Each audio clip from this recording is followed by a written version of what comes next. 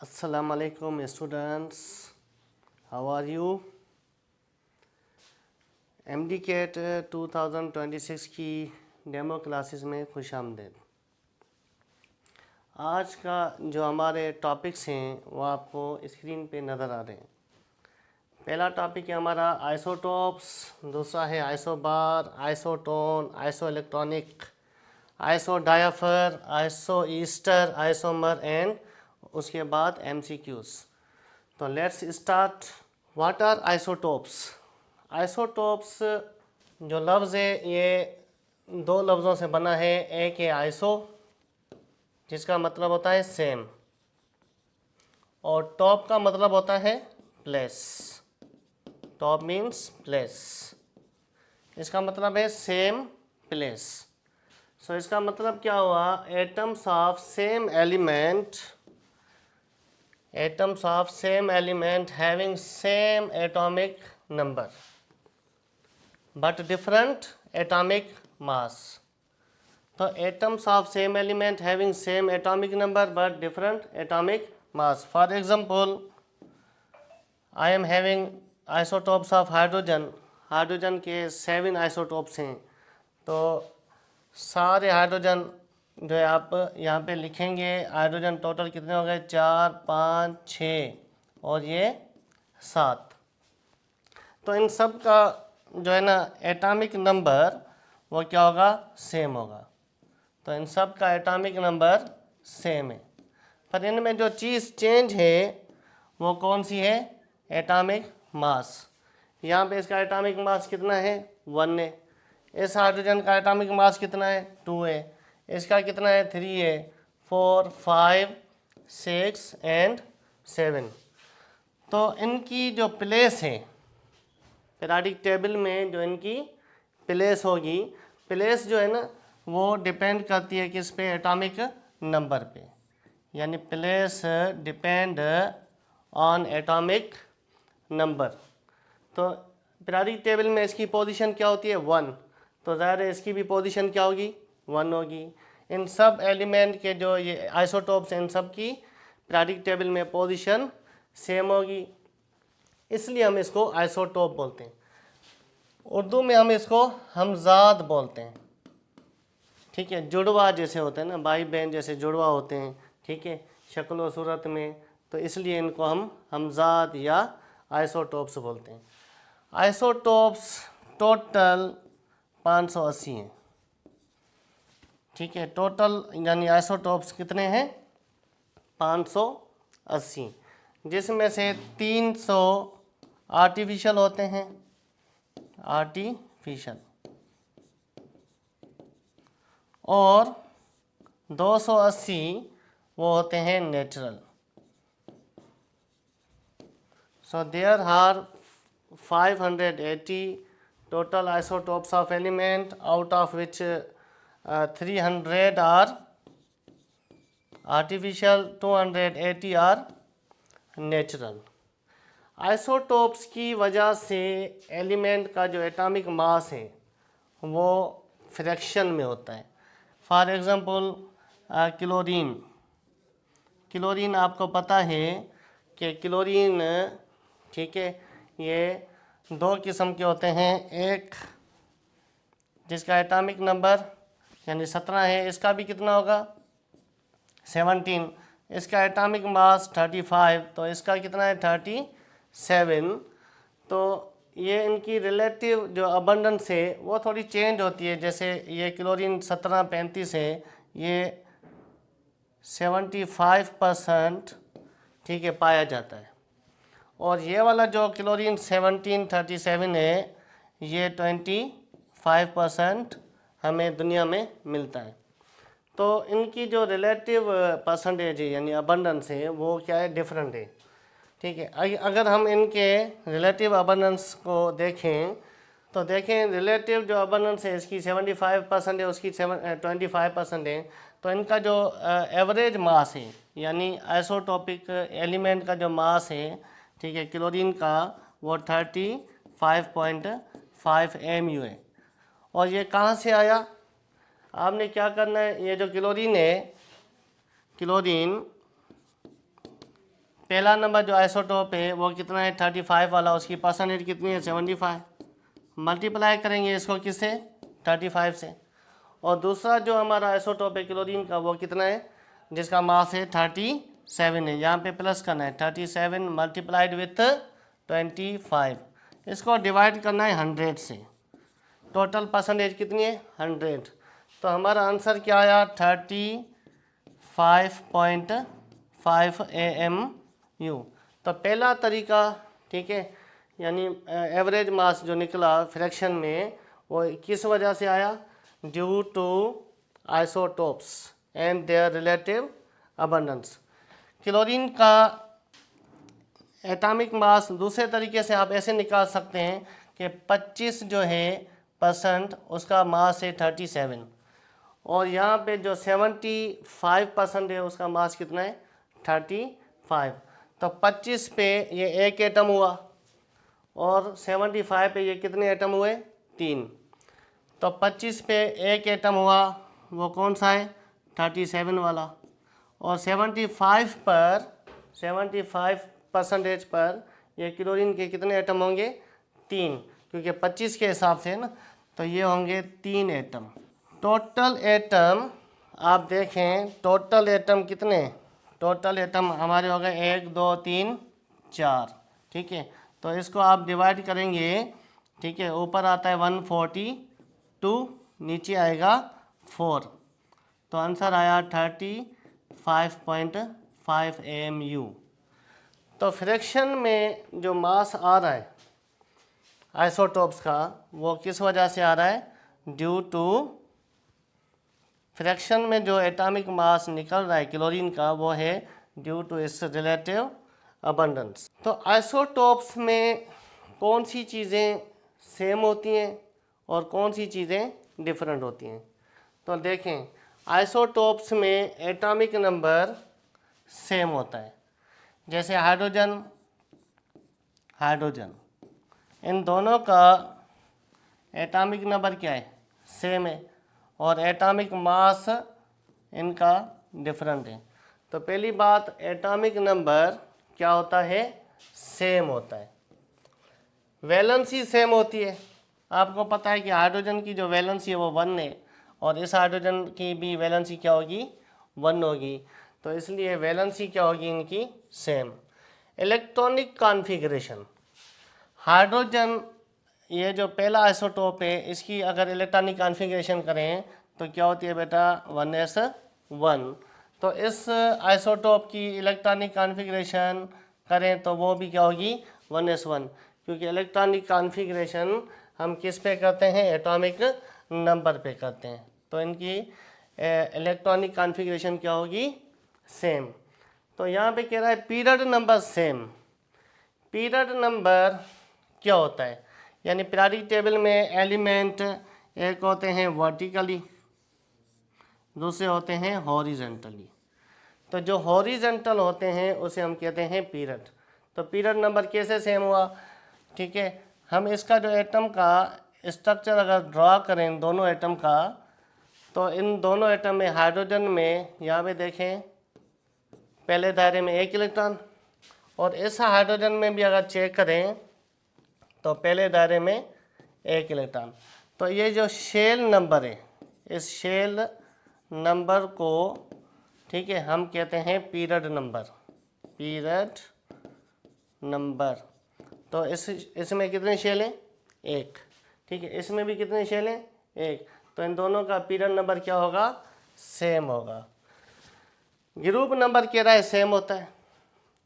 देखें, group number यानी इसके आउटर मोस्ट में कितने इलेक्ट्रॉन है 1, इसमें भी कितने इलेक्ट्रॉन है 1, तो इनका ग्रुप नंबर क्या होगा सेम। कह रहा है केमिकल रिएक्शंस आर सेम।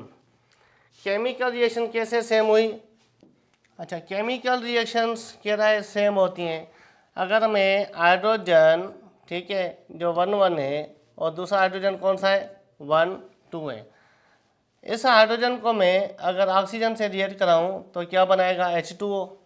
इस हाइड्रोजन को भी अगर मैं ऑक्सीजन से रिएक्ट कराऊं तो H2O, ठीक है, पर यहाँ पे आपने लिखना है D2O, क्योंकि इसकी इसको हम ड्यूटेरियम बोलते हैं। तो देखो रेशो सेम है, H2O यहाँ पे है D2O, तो जो रिएक्ट ये करेगा जिस एलिमेंट के साथ, तो उसी एलिमेंट के साथ उसका आइसोटोप रिएक्ट करेगा, तो इनकी केमिकल रिएक्शन क्या हो जाती हैं, सेम होती हैं। तो फिजिकल प्रॉपर्टीज़ आर डिफरेंट, ठीक है। फिजिकल प्रॉपर्टीज़ में जैसे D2O, ठीक है, इसकी फिजिकल प्रॉपर्टी चेंज है, और H2O की फिजिकल प्रॉपर्टी भी क्या होगी, चेंज होगी। यहाँ पे ड्यूटेरियम है आइसोटोप, यहाँ पे कौन सा है, हाइड्रोजन है। इसका बॉइलिंग पॉइंट है 100 सेंटीग्रेड, तो इसका जो बॉइलिंग पॉइंट होगा ग्रेटर देन 100, तो फिजिकल प्रॉपर्टी क्या होगी बेटा, डिफरेंट होगी। यहाँ में कह रहा है सेम नंबर ऑफ इलेक्ट्रॉन्स, तो इलेक्ट्रॉन्स जो हैं वो एटॉमिक नंबर पे होते हैं। तो यहाँ पे इलेक्ट्रॉन कितना है, एक है, इधर भी इलेक्ट्रॉन कितने हो गए, एक हो गए, तो इसमें इलेक्ट्रॉन का तादाद भी क्या होगा, सेम होगा। Same position in periodic table, जो शुरू में मैंने बताया कि हम क्या कहते हैं, आइसोटोप मीन सेम प्लेस, यानी इनकी प्लेस भी पीरियोडिक टेबल में क्या होती है, सेम होती है। तो repeat again, isotopes have same atomic number, same valency, same electronic configuration, same period number, same group number, same chemical reactions, different physical properties, same number of electrons and same position in periodic table। तो यानी MCQs में आपसे पूछ सकता है कि which of the following is same in isotope, यानी कौन सी प्रॉपर्टी आइसोटोप में सेम होती है, तो इसमें से ऑप्शन आपने सिलेक्ट करना है।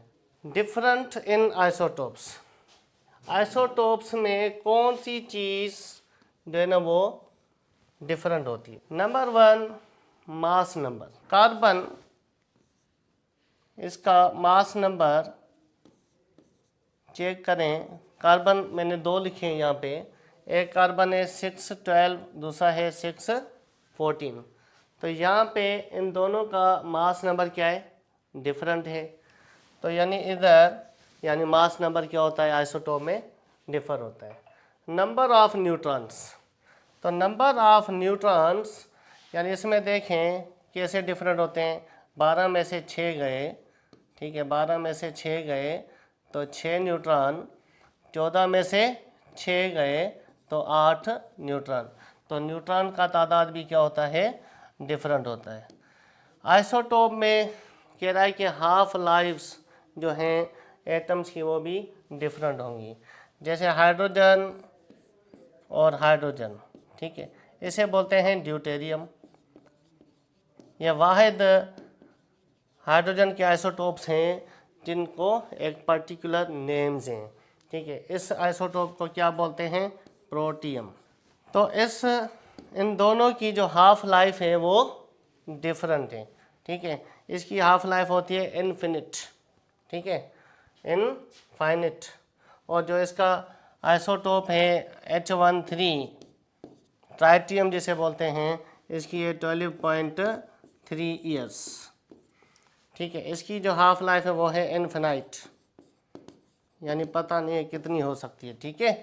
तो हाफ लाइफ भी वो क्या हो सकती है, डिफरेंट, ठीक है।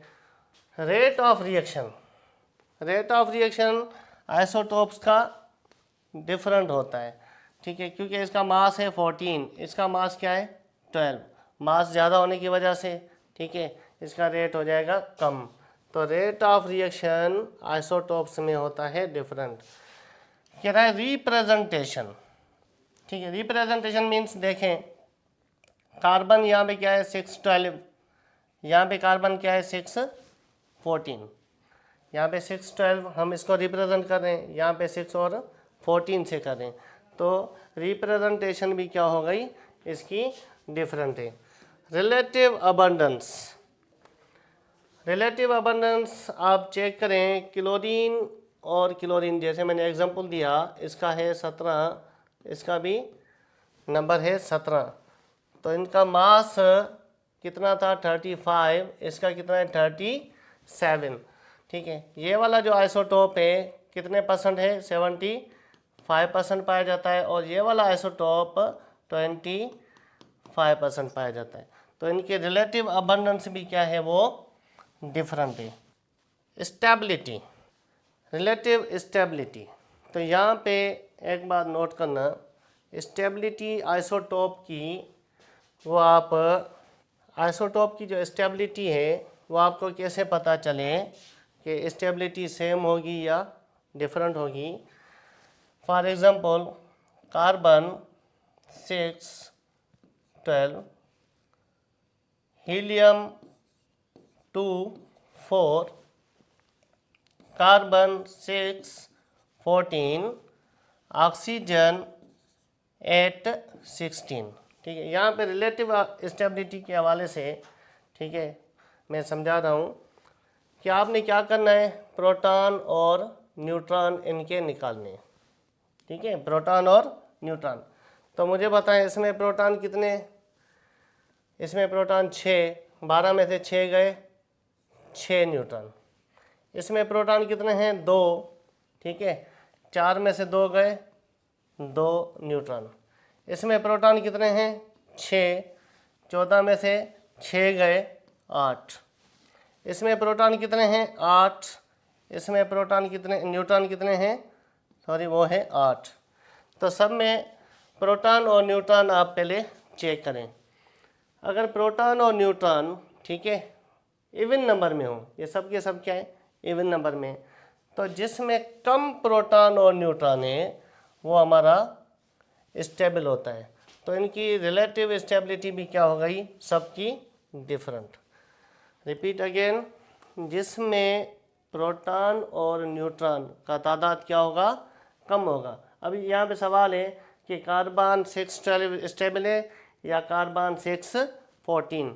तो आपके माइंड में आ गया होगा 6 और 6 है, इसमें 6 और 8 है, तो इसमें प्रोटॉन और न्यूट्रॉन क्या है भाई, कम में, तो कार्बन 6 12 इज मोर स्टेबल। यहाँ पे मैंने लिखा है stable isotopes have even protons and neutrons, stable isotopes have laser number of even protons and neutrons. तो यहाँ पे ये पॉइंट मैंने लिख दी थी कि आइसोटोप्स यानी स्टेबल कौन से होते हैं, जिसमें प्रोटॉन और न्यूट्रॉन का तादाद कम होता है। Okay, the next term is isobar. Okay, isobar, what is mean by isobar? Iso means same and bar means heavy.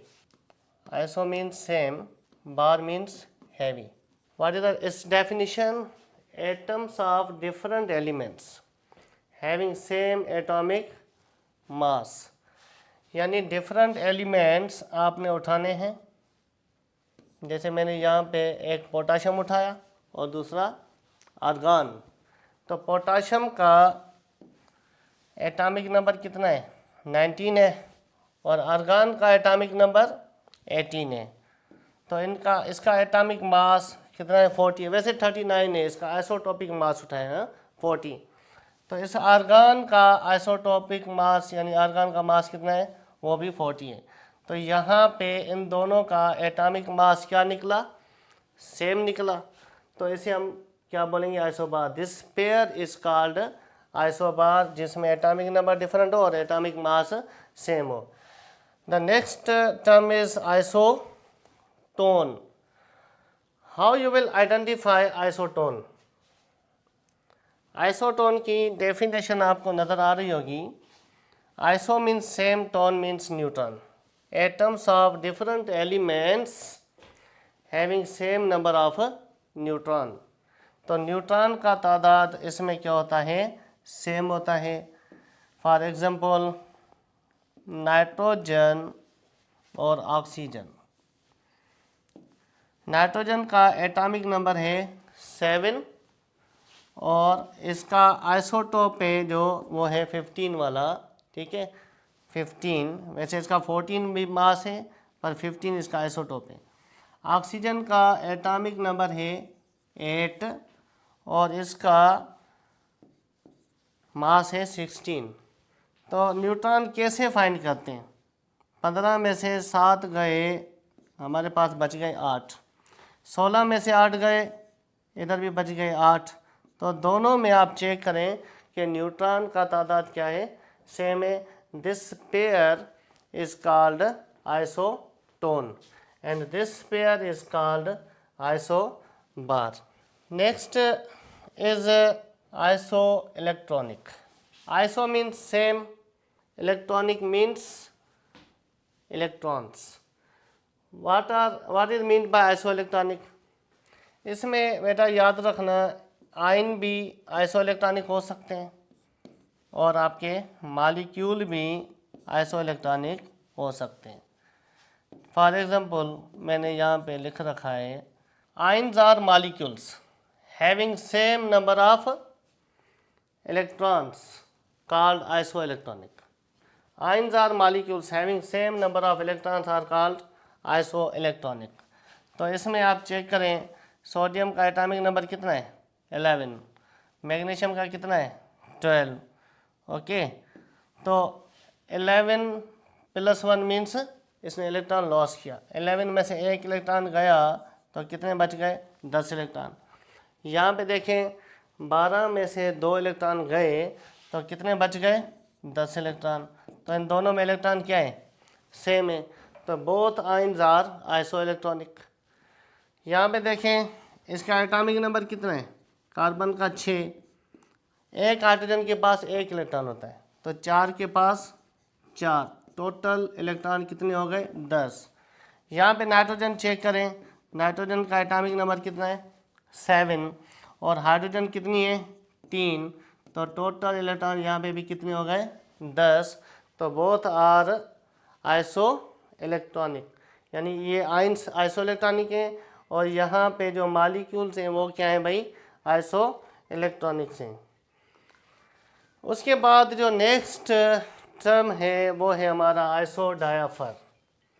आइसोडायाफर में को आप किस तरह डिफाइन करेंगे, atoms of elements having same a-2z value. यहाँ पर a-2z वैल्यू का मतलब क्या है, a मीन्स एटॉमिक मास और z का मतलब है एटॉमिक नंबर. यानी a-2z वैल्यू जिसका सेम हो उस पेयर को बोलते हैं आइसोडायाफर.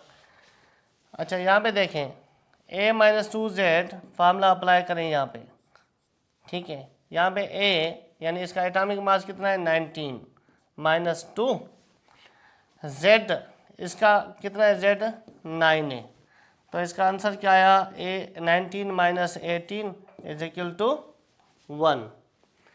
यहाँ पे चेक करें a-2z, यहाँ पे भी अप्लाई करते हैं तो एटॉमिक मास कितना है 23 - 2 मल्टीप्लाई z वैल्यू कितना है 11, तो 23 - 22 = 1. तो इन दोनों का a-2z वैल्यू क्या निकला सेम निकला. So fluorine and sodium both are isodiapher. उसके बाद है आइसोईस्टर.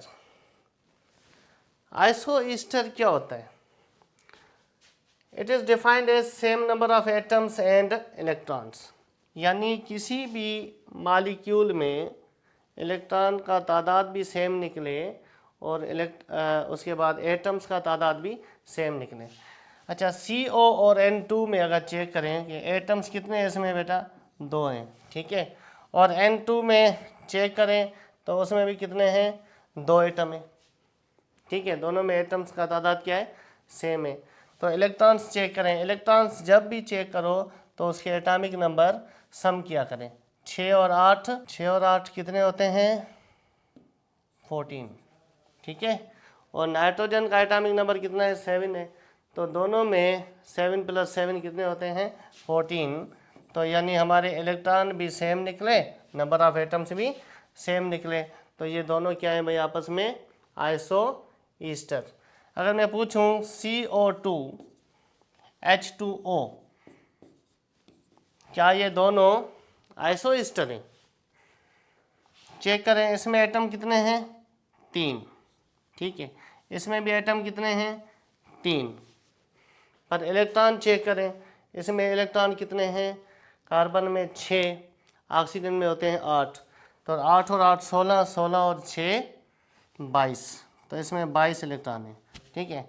एटम्स 3 हैं, इलेक्ट्रॉन 22 हैं. इसमें हाइड्रोजन में कितने होते हैं 1 होता है, 2 में 2 और इसमें 8, 8 और 2 कितने हो गए 10 इलेक्ट्रॉन। तो इलेक्ट्रॉन डिफरेंट हैं, एटम्स सेम है, तो ये आइसो ईस्टर नहीं होगा। उसके बाद हमारा जो नेक्स्ट आइसो पे टर्म है वो है आइसो